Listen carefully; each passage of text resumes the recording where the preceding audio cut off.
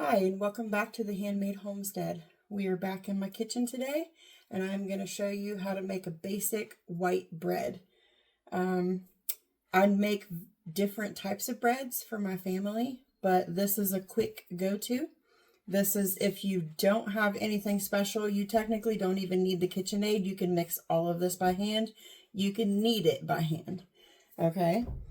I will make other videos for the other types of breads that I make, but today this one's just a basic white. I have 1 1/4 cups of warm water. You don't want hot water because it'll kill your yeast. You just want warm water.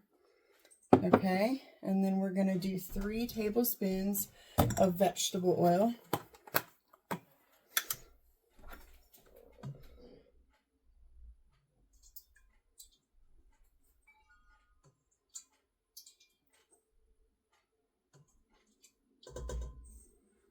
Okay, let's hope I can get the honey out next because this is crystallized and that's how you know it's not junk.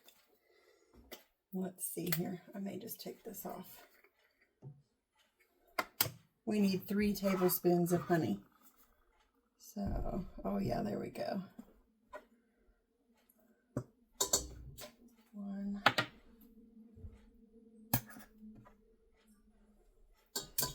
2, come on.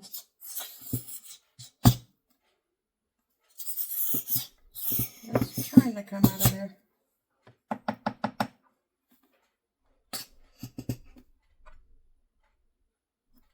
And 3.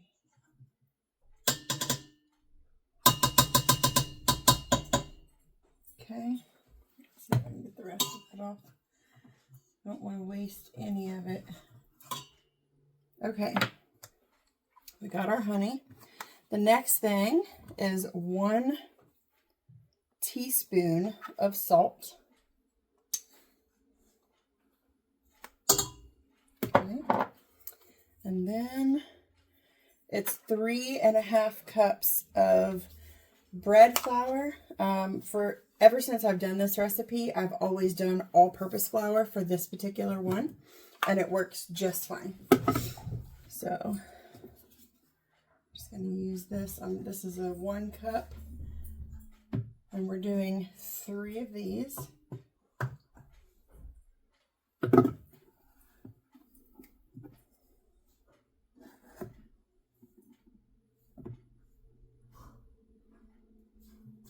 Two.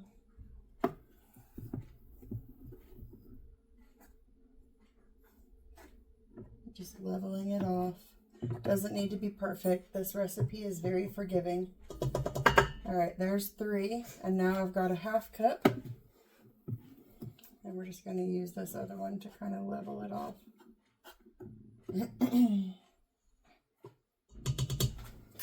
Okay, and last but not least, we're going to do 2 teaspoons of yeast.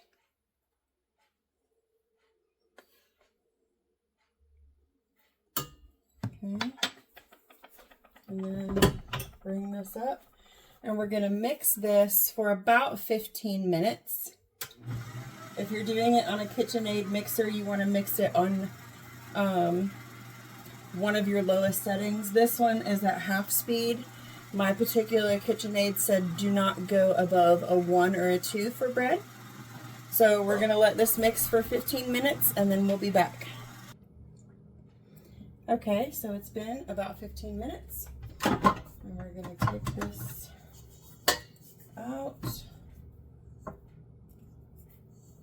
And I always like to test a pinch of it for a window pane test. Now, a window pane test is where you can stretch the dough and see the light through it without it ripping open.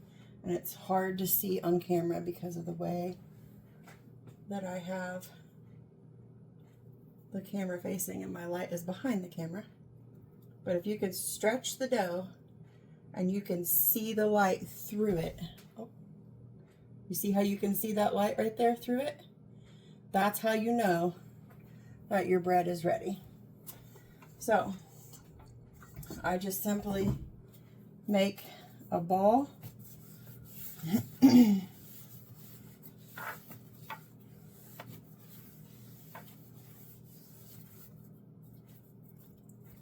Just make a ball, and then I'm going to put it right back in here, and I'm going to cover this with a tea towel.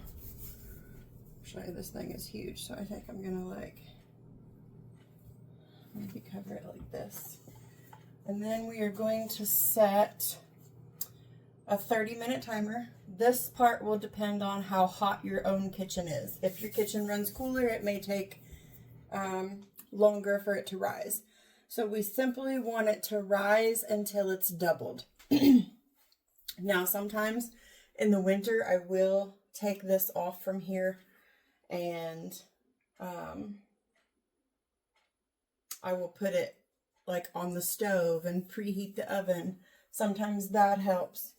But even for this particular part, if it doesn't double, that's okay, as long as you can see some rise, because it's going to rise again when we shape it. So we're going to set a 30-minute timer and we'll be back. All right, so our bread has risen. I did add 15 extra minutes. I don't know if you can tell that that's doubled now. So I'm just going to take it out of here and we're going to shape it. Before I shape it, I wanted to talk about the type of loaf pans that I have. Sometimes when I want to sandwich bread, I use this USA pan. When you use this pan, you do not need to oil or butter or spray anything in here. But today I'm using a regular loaf pan and I did spray it with some oil.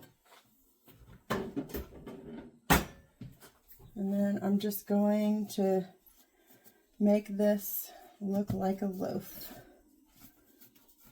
which doesn't take too much work. And then we're going to put it in here and we're going to let it rise one more time. I have preheated my oven to 350 degrees. And once again, I'm going to cover this. We want this to rise about an inch or two above the outside of the pan. So I'm going to actually set this on the stove where I can feel the heat come out in the back. And then we're going to let it rise about 30 minutes. If your kitchen is colder, then you might need to go as high as 45 minutes. All right, so it has been almost an hour. I added extra time, but you can see that this is over. I turn it, it is raised over the top. So we are going to bake this in our 350 degree oven for 25 minutes.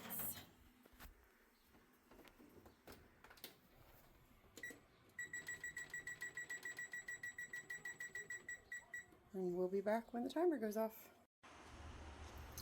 All right, we're just about done. The recipe that I used today is from this book, The Bread Machine Cookbook 2. I actually bought this at a yard sale. Don't have a bread machine anymore, but I have used this book for quite a few things. And I used to have a bread machine. Just decided didn't need it anymore. Use either my hands or use the KitchenAid stand mixer. So here we go.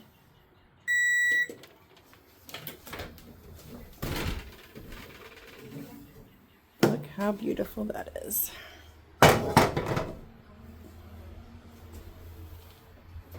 Okay, here we go.